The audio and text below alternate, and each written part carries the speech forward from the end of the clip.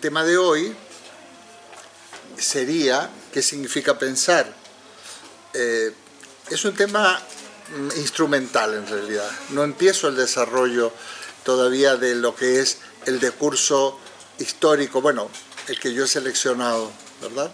Porque realmente vamos a comenzar con Parménides y que en el libro, uno de los libros que está ahí y en los otros dice es lo mismo pensar y ser. Entonces, esto es una frase de Parménides, ¿eh? Yo le he puesto de título, es lo mismo pensar y ser, y ahí nos meteremos en cierta profundidad, porque vamos a trabajar con los textos, que todavía no lo tenéis, yo he mandado otra cosa para hoy, y nos vamos a pegar lo más posible a los textos. Entonces, sin embargo, ¿qué significa pensar? Es un preámbulo no solo a todo el curso. Y he puesto unos textos de Heidegger, que es un pensador del siglo XX, cuando yo voy a comenzar en el siglo V a.C. Entonces esto es precisamente lo que quería aclarar. Entonces, hoy nos quedaron pendientes las causas del surgimiento de la episteme, y también la otra era, pero antes de eso, lo que le habíamos llamado, que ya es un título clásico, el paso del mito al logos. Paso del mito al logos, causa del surgimiento de la episteme. Esa sería la primera parte. Y la segunda, vamos a avanzar todo lo que podamos en qué significa pensar. Ahí seguramente podemos hacer proyectar el texto que lo tenéis, pero para que lo tengáis a la vista. Bueno, a ver.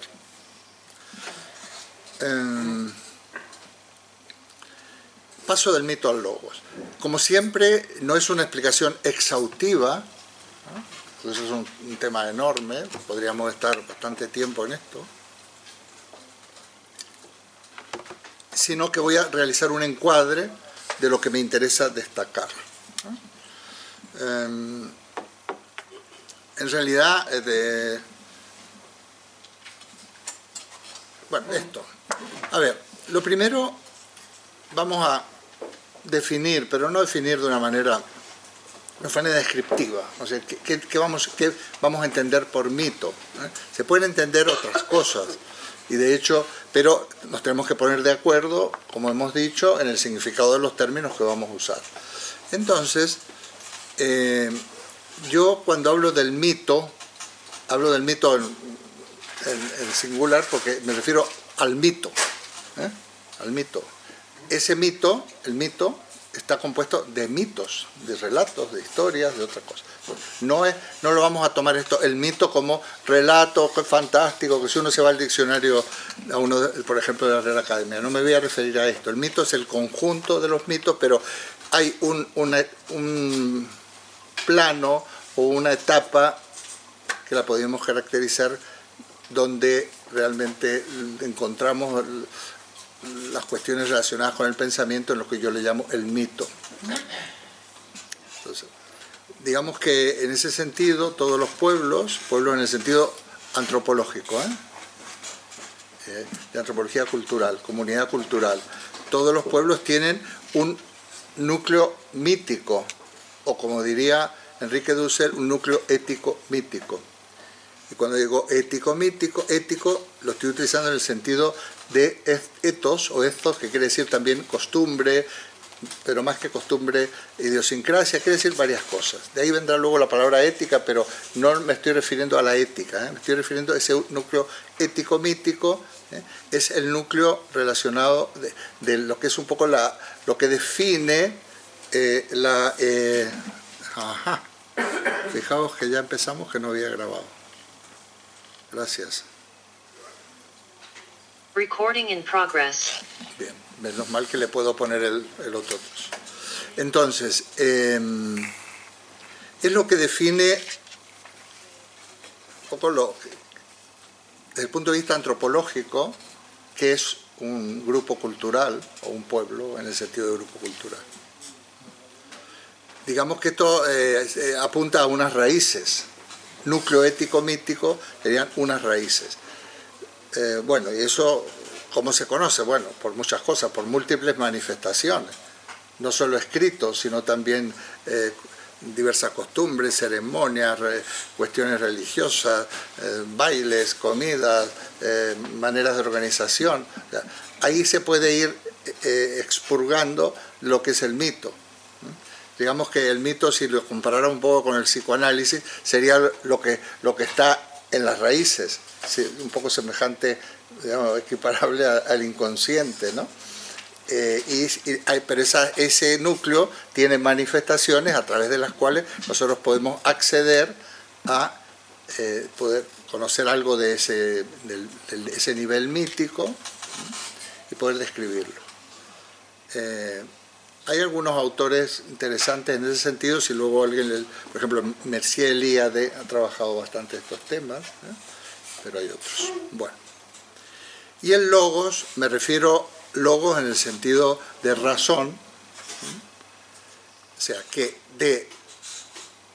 en el mito, por ejemplo, los escritos que tenemos más ricos y más interesantes para entrar en ellos, por ejemplo, los escritos de Homero y también de Hesíodo, se diferencia del logo, primero, por la mirada, por el tipo de expresión, me refiero a los textos ya, ¿no? Por el tipo, la expresión de estos escritores es una expresión, vamos a llamarle, metafórica, poética en la mayoría de los casos. En cambio, en el logos se pretende hay una expresión racional, porque también esto surgiría de una mirada racional de aquello que queremos explicar. No sé si cualquier cosa amplío con vuestras preguntas, porque esto es un tema enorme que estoy intentando sintetizar. Entonces, en un determinado momento se va a producir este cambio del mito al logos, que es lo que vamos a ver también. Vamos a completar con la segunda pregunta, las causas del surgimiento del episteme. Una cuestión interesante es prácticamente todas las figuras que hay en el mito, por ejemplo, lucha entre contrarios, la luz y la oscuridad, incluso la noción, digamos, la figura de la circunferencia, que es la figura preferida dentro de la cultura griega clásica. De hecho, si entráramos en la geometría griega, sería la circunferencia, en la circunferencia se inscribe un triángulo y ahí surge toda la geometría que trabajaron estos autores y que ha llegado hasta nuestros días, ¿no? Pero también en el mito se habla, por ejemplo, de los ciclos de eterno retorno. Todo ocurriría durante... se puede cuantificar de muchas maneras. Hay muchísimos relatos relacionados con esto. Por ejemplo, cada 1000 años todo se volvería a repetir, y hay un continuo retorno, y es como una rueda del destino, ¿no? Entonces la expresión rueda del destino, son la rueda, esas ruedas son movidas por las parcas, las diosas del destino, la Moira, ¿no? Que es el destino. Entonces, esta imagen de circunferencia, por ejemplo, es muy rica. O la imagen de la contraposición entre la luz y la oscuridad. Y de ahí vendrán luego, cuando expliquemos ya estrictamente, por ejemplo, en el pensamiento de Parménides, de Platón, la cuestión del dualismo lógico o del dualismo antropológico. En realidad, en el caso de Parménides hablaríamos prácticamente del surgimiento de la lógica binaria. Entonces, todas estas figuras están ahí presentes, y no se extraña que entonces, cuando para los griegos la temporalidad como tal es cíclica, o sea, no hay un principio y un final, no hay un alfa y un omega. Entonces ya hablaremos en su momento, cuando comparemos la visión griega, que es también la visión un poco del tronco lingüístico indoeuropeo, y la versión judeocristiana, que es del tronco semita, en donde en el caso de los griegos y otras culturas la temporalidad es cíclica, y que de alguna manera hay una negación del tiempo, y en la cultura judeocristiana es lineal. Hay un alfa y un omega, hay un principio y hay un fin. A ver, hay una creación, un inicio de todo y hay un fin del mundo. Son visiones contrapuestas, ¿eh? De hecho, Occidente, yo siempre digo que surge nuestra cultura occidental, digamos, a partir de los primeros siglos de nuestra época, surge de una simbiosis entre el judeo-cristianismo y la filosofía. Pero cuando yo digo simbiosis, lo digo exprofeso, ¿eh? No es una síntesis, es una simbiosis. Las simbiosis siempre tienen algo, vamos a llamarle en nuestra jerga, de pegote, ¿no? O sea, es como una unión no perfecta, ¿no? No tiene por qué serla, por otra parte. Y entonces nuestra cultura, pues una cultura polémica desde el inicio, pólemos, de contraposición. Y no es extraño, ya lo explicaremos en su momento, pero estoy poniendo unas bases nada más, de que luego la manera de entender el devenir en nuestra cultura o civilización occidental europea es precisamente dialéctica. Y la dialéctica, no me voy a mover, no voy a poner en la pizarra, pero la dialéctica sería como un círculo, pero un círculo que de todas maneras va avanzando, como si fuera una espiral, ¿no? O sea, hay un alfa, un omega y hay digamos, un desarrollo dialéctico. Bueno, la dialéctica acompaña no solo, la dialéctica realmente va a aparecer de una manera clara en Platón, aunque ya está en Parménides, pero tenemos la dialéctica, en nuestras épocas, pues la dialéctica hegeliana, la dialéctica marxista, o sea, esa forma parte de nuestra cultura, la explicación dialéctica. Bueno, ¿qué es lo único que he querido decir? Que hay unas figuras que están en el mito que luego van a ser la base de la racionalización de esas figuras, en muchos aspectos. Segunda cuestión, el mito no es algo que haya que superar, porque a veces en los libros así más de divulgación se dice que el logos viene a reemplazar al mito. No viene a reemplazar al mito. Es un desarrollo, desarrollo histórico, cultural, etcétera, de evolución de la sociedad, de la humanidad, bueno, en estas latitudes, pero que no viene a suplantarlo. Eso es algo que lo dejo, si a alguien le interesa, podemos entrar en materia. Yo diría que sería catastrófico que el logos, la razón, esa razón que va a ser la causa de la ciencia, pues reemplazar al mito, porque sería como igualar a todos en una especie de esquema racional casi único, ¿no? Uno de los problemas que a veces dicen los antropólogos y sociólogos es que en esta época de la globalización se están desdibujando, se están perdiendo esas referencias ético-míticas. Lo peor que le puede pasar a un pueblo o a un grupo cultural es perder esas referencias. Ahí podríamos entrar en muchas cosas, pero, por ejemplo, si entráramos a fondo en cuestión de antropología urbana, podríamos ver, por ejemplo, que las grandes ciudades como Madrid, hay gente que proviene de zonas rurales, donde tienen clarísima la relación, aunque clarísima, la actúan, no es que la expongan, pero tienen clarísima la pertenencia a un determinado grupo cultural. Y de ahí emanan una serie de conductas, desde organización familiar hasta arquitectura, alimentación, formas de producción, etc.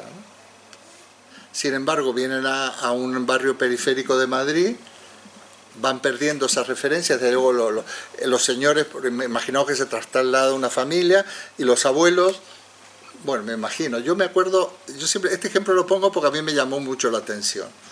En la época de La Vaguada es Nuestra, yo ya soy bastante antiguo en la zona, yo vivía en esa zona, entonces iban a construir, bueno, había una vaguada, había un río, había unas ovejas, y había huertos, y para pasar de la zona del barrio del Pilar a donde estaba la ciudad de los periodistas había que bajar por una carreterita y se hacía ahí se bajaba y se subía, pero ahí es lo que había, ¿no?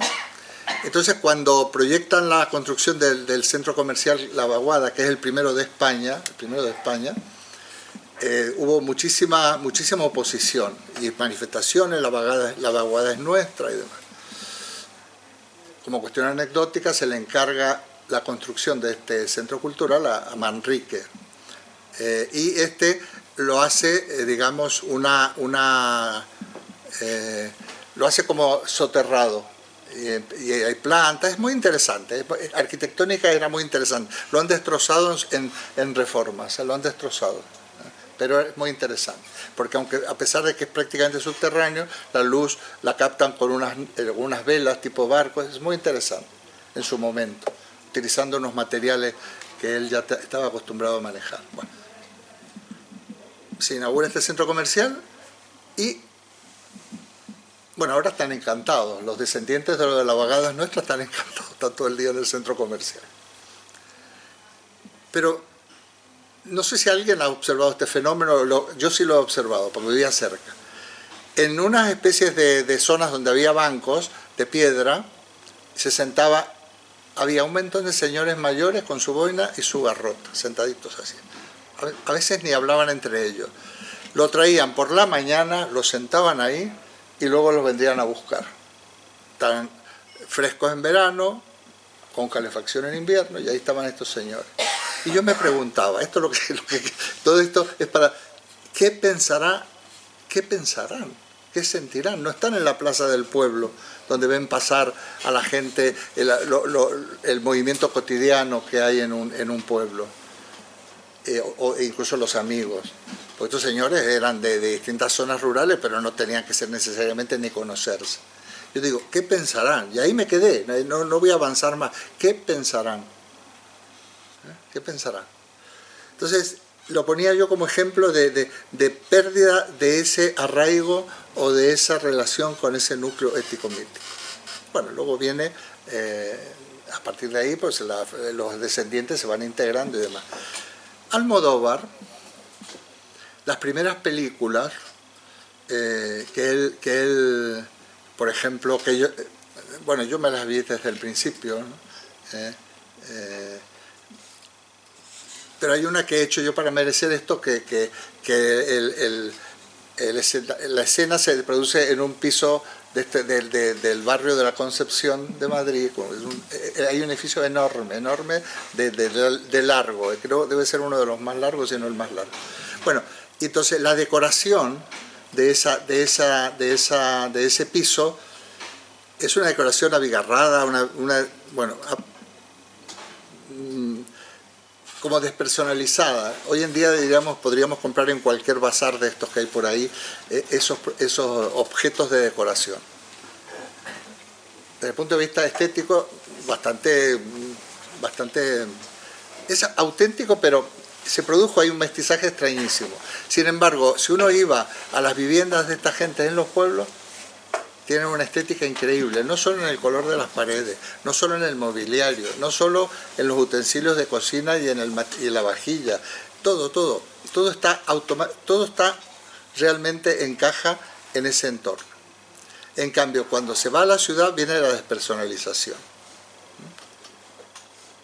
Bueno, habría muchos ejemplos de las películas de Almodóvar que al principio empieza jugando con esta, a mi modo de ver, con esta contraposición.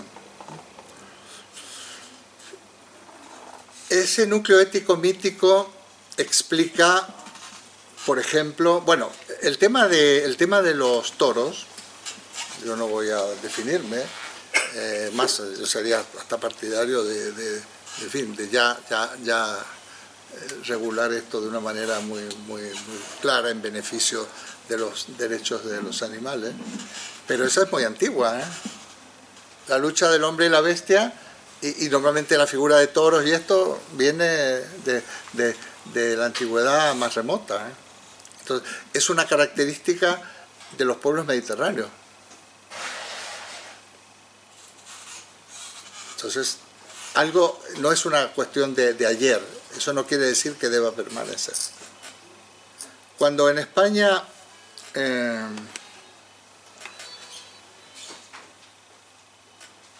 Nosotros, por ejemplo, tenemos una manera de reunirnos y de encontrarnos en torno al pan y al vino.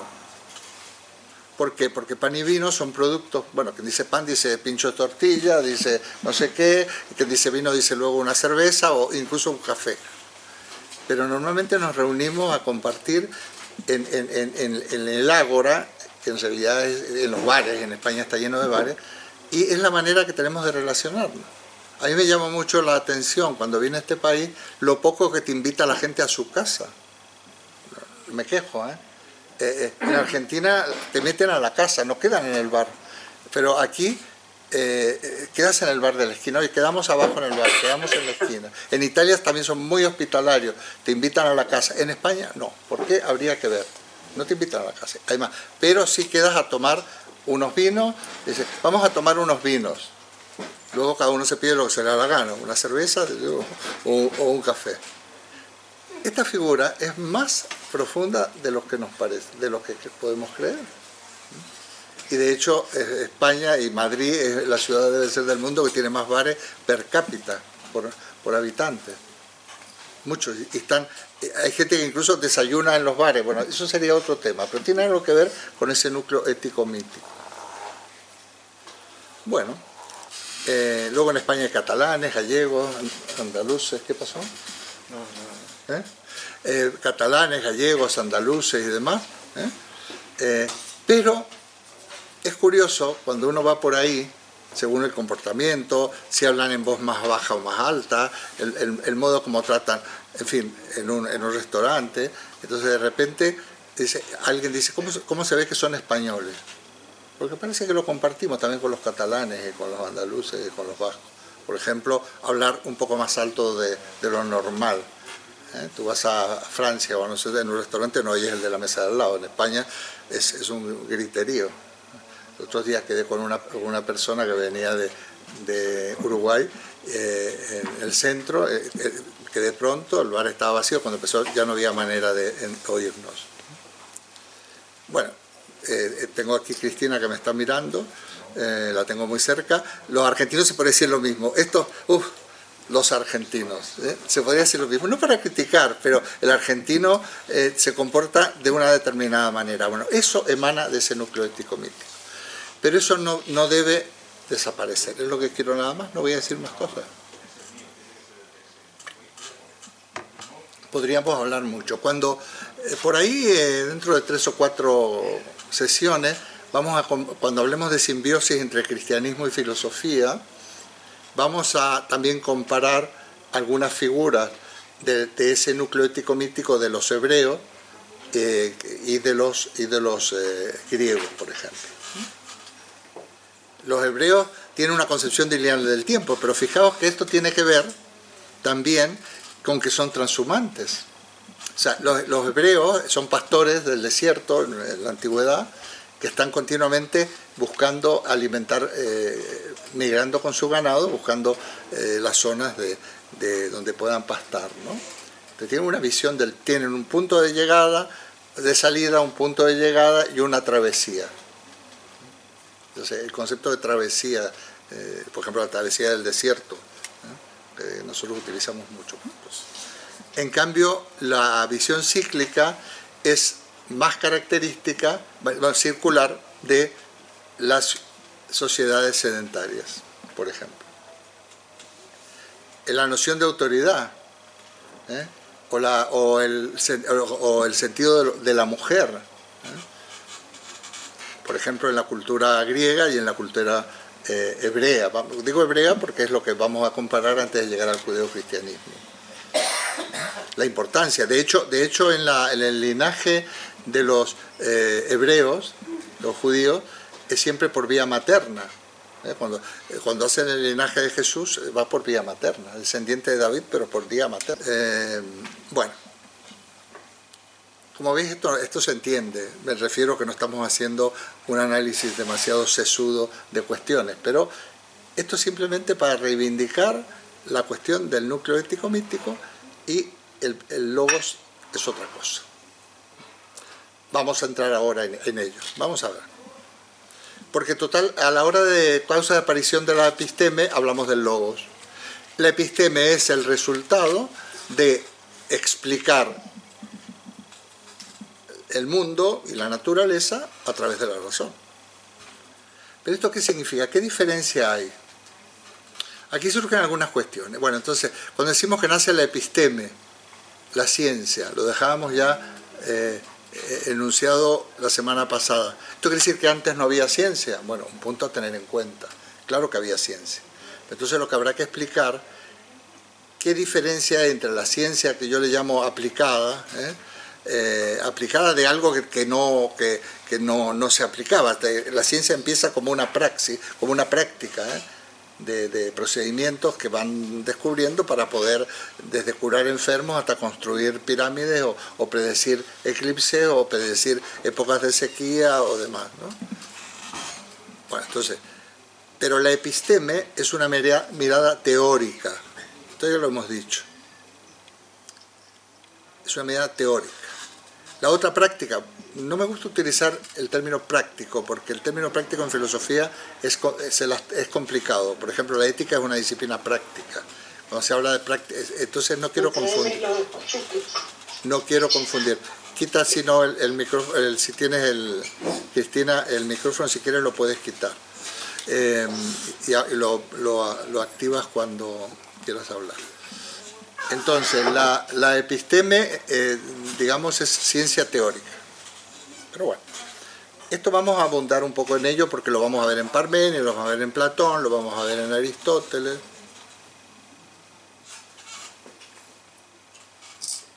Pero hay unas causas que podemos encontrar y que se ha investigado, algunas cuestiones ya apuntó Carmen, María Carmen que está allí. Y normalmente, voy a simplificar un poco, pero son causas de tipo económico. Fijaos, la economía ha sido un motor de desarrollo de la historia a todos los ámbitos en Occidente y seguramente en otras zonas. Hay un antropólogo que yo recomiendo, es clásico, ya lo habréis leído, que es Marvin Harris, la antropología cultural, Introducción a la antropología cultural. La antropología cultural es una obra muy interesante para leer y sobre todo para romper clichés que a veces se nos ha introyectado en nuestra propia manera de ser. Marvin Harris sustenta lo que se llama el materialismo cultural. Entonces me ha venido a la mente porque realmente va explicando cómo la evolución de las sociedades y de la cultura tiene que ver con los modos de producción. Entonces, el modo de producción de aquella sociedad de la Magna Grecia, de donde surge la episteme, concretamente en Mileto y en Jonia,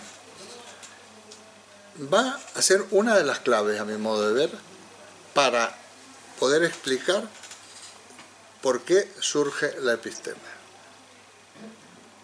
Yo ya algo he anticipado, y a mí me funciona, Esto no tiene por qué ser la única manera de entender estas cosas. A mí me funciona. Fijaos, Mileto, como decía Mari Carmen los otros días, hizo esa referencia. Es una que incluso llegó a decir que pensaban los ricos. Mileto es una ciudad, un puerto de mar. Como todo puerto de mar, es un puerto de mar que era paso obligado entre Oriente y Occidente, donde había un comercio muy importante, donde también es una ciudad cosmopolita, con gente de distintas culturas. O sea, estas ciudades de mar parece que eran, hay varias en el Mediterráneo que tienen estas características y hay una gran efervescencia, no solo económica, sino también cultural, ¿no? Precisamente por diversos tipos de gente que hay ahí, ¿no? Digamos que son más abiertas, no caen tanto en el encorsetamiento de los prejuicios y demás. Bueno, Mileto es, digamos, la base el comercio de los pueblos mediterráneos, por ejemplo de los pueblos griegos, fundamentalmente son derivados del trigo, del vino y el aceite. Pero sigue siendo igual, es la misma geografía, la misma climatología, y realmente el vino y el aceite y algún tipo de o pan o harina o algún tipo de tortilla, como las tortillas mexicanas, algún tipo de cuestión. Y de hecho, luego es curioso cómo cómo entró esto en la cultura hebrea cuando Jesús habla, cuando se utiliza el pan y el vino como símbolos del cuerpo y la sangre de Cristo. Es interesante. Interesante. Esto es infinito. De paso, porque luego hablaremos de Platón más adelante, para los primeros hebreos no había, el hombre no era cuerpo y alma, era cuerpo y sangre, o sea, era materia. Es interesante ver esto. Por eso, bueno, pues ese tipo de productos tiene la ventaja de que se puede almacenar. Se puede almacenar el vino, el aceite, la harina, etc. Y se puede cambiar, digamos, no era una economía del trueque, había moneda y demás, por otros productos que podían, pues desde la sal, las especias, las telas, otros productos que venían de Oriente. Esto también influye en el crecimiento urbano de estas ciudades, muy avanzadas, influye también en la construcción de naves, influye también en el desarrollo de las armas, porque los ejércitos van a empezar siendo defensivos y cuando logran un determinado nivel de equipamiento, digamos, se van a convertir en ofensivos, ¿no? También se dan cuenta que mira, hacen esclavos y tenemos mano de obra gratis, ¿no? La esclavitud surge, son normalmente prisioneros de otras culturas, porque como son distintos, es como si no fueran seres humanos, son bárbaros, el concepto griego de extranjero. Esto se lo encuentra, cuando España va a América, uno de los dilemas, que de hecho Bartolomé de las Casas demuestra que los habitantes de aquellas tierras son seres humanos, tienen alma. Entonces, no se los puede esclavizar, porque la esclavitud dentro de ciertas culturas era solo de gente que no era humana, o de alguna manera no tenía todos los atributos de ser, o sea, no tenía derechos como persona, ¿no? Bueno, aquí ocurren varias cosas. Desde que aparece una clase ociosa, digamos, esto es lo que apuntaba Mari Carmen al final, que fue muy sintética, pero lo dijo de una manera simplificada. A ver, en todas las sociedades sedentarias hay gente que trabaja y gente que no trabaja. Vamos a entender. Gente que trabaja, que produce bienes, produce alimentos, fabrica materiales de construcción, construye casas. Gente que trabaja, la nuestra también. Y luego otros que no trabajan en ese sentido. Por ejemplo, qué sé yo, sacerdotes, militares, ¿qué más?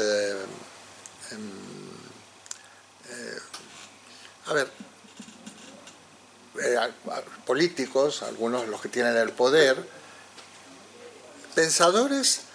los pensadores muchas veces han dicho, si Aristóteles es esclavo del... No, quiero decir, era como o sea, por un lado había que ver qué se entiende en la antigüedad como mecenazgo y qué se entiende por cuando un maestro es un esclavo. Bueno, el maestro normalmente no podría vivir en la antigüedad si no fuera porque recibiría digamos una paga o una protección o lo que sea por parte de un señor que lo contrataba, ¿no? Aristóteles fue maestro de Alejandro y era de una familia bastante digamos, no era esclavo, digamos, Aristóteles.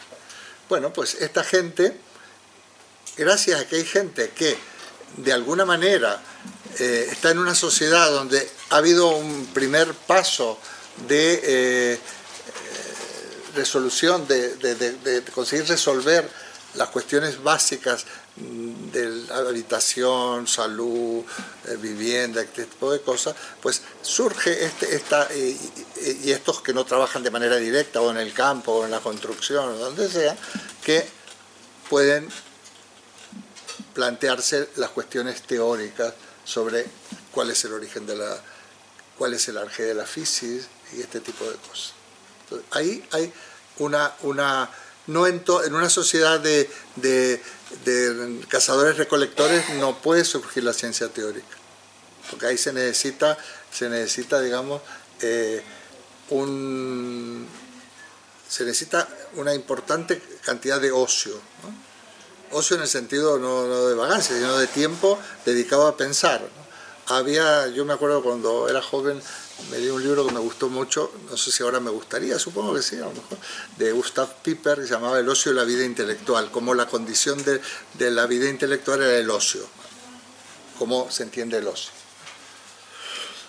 Ya veremos. Bueno, pues esto va a permitir que se desarrolle, que surja esta pregunta teórica. Pero la primera disciplina, primera ciencia de nuestra tradición cultural es la física. Y no es tanto, ¿cómo lo explico yo? No es tanto que surge la física para luego aplicar. Yo creo que hay necesidad de explicaciones racionales, que permitirán luego desarrollar también tecnología y desarrollar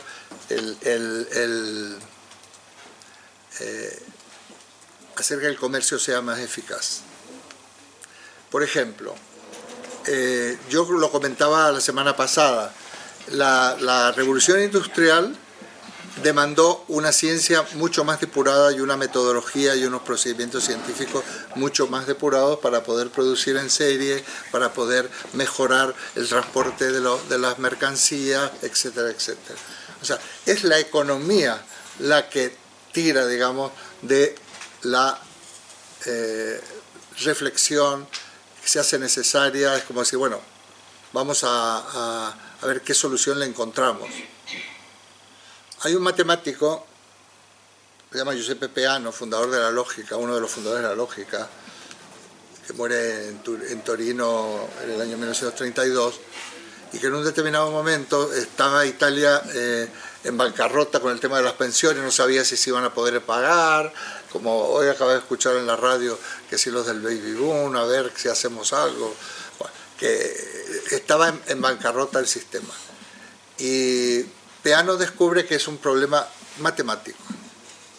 Hay un problema matemático que está impidiendo una buena política, relacionada con la previsión, las pensiones. Y de hecho tiene libros publicados, tiene obras publicadas sobre el sistema de pensiones. Y la levanta, resuelve el escollo. Hay algunas cuestiones que son cuestiones que si no avanza la ciencia, la tecnología no puede avanzar. Entonces, ahí tendría sentido la línea que propone Harris del materialismo cultural. O sea, el desarrollo y la evolución de la cultura, primero, él se apunta a una explicación materialista de la historia y de la sociedad. Pero dentro de ese materialismo, esto quiere decir que no lo fía a otro tipo de potestades ni de entelequias superiores. Pero por otra parte, que el modo en cómo una sociedad produce es el modo en cómo vive y es el modo como piensa. En ese sentido es clásica la concepción de que si hablamos del pensamiento, filosofía, ciencia como superestructura, la infraestructura serían los modos de producción y los medios de producción, la infraestructura es lo que digamos, determina la superestructura. Por ejemplo, en la sociedad neoliberal imperante, el neoliberalismo imperante en Occidente, esto genera un tipo de investigación científica, porque hay unas políticas también de desarrollo de la ciencia, pero también un tipo de filosofía, un tipo de ética, un tipo determina un determinado cuestión. Ahora tenemos a un representante, un filósofo del neoliberalismo, que nació, se llama Fernando Savater. El otro día le digo, bueno, yo no tengo ningún problema, estoy hablando de un señor que se ha pasado, digamos, de esos inicios tan brillantes a esta cuestión, o sea que, y determina, y además, como es inteligente, él teoriza y organiza en la medida de lo que hace falta para potenciar esa implantación neoliberal de nuestra sociedad y de nuestra economía. Estos sistemas tienen pocos filósofos, pero por ahí tienen algunos, normalmente evolucionan o involucionan hacia esa situación. Bueno, pues yo creo que he dicho titulares, no me queda más remedio, y voy a concluir, vamos a abrir un poquito el turno de participación de la siguiente manera. Primero, este tránsito del mito al logos, vamos a concluir en esto, serían las cuestiones que yo sostengo. No significa la sustitución del mito por el logos, no significa.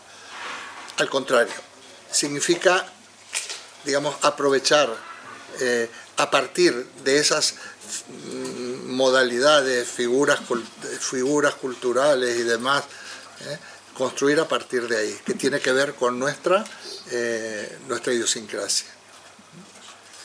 De paso, colateralmente, es muy importante sentir el arraigo a una cultura, a una tradición. Digamos que no es progresismo, a mi modo de ver, liquidar el pasado, sepultarlo y para empezar a construir algo desde cero. Eso no se puede, al contrario, hay que potenciar y reconocernos como somos, porque no solo es manera de pensar, sino que es manera de sentir y manera de vivir, ¿no? Entonces, esta cuestión es así. Por otra parte, ese paso al logos, esa visión racional de la naturaleza y luego de la sociedad, va a dar origen a la episteme, que es la física. Surge ahí.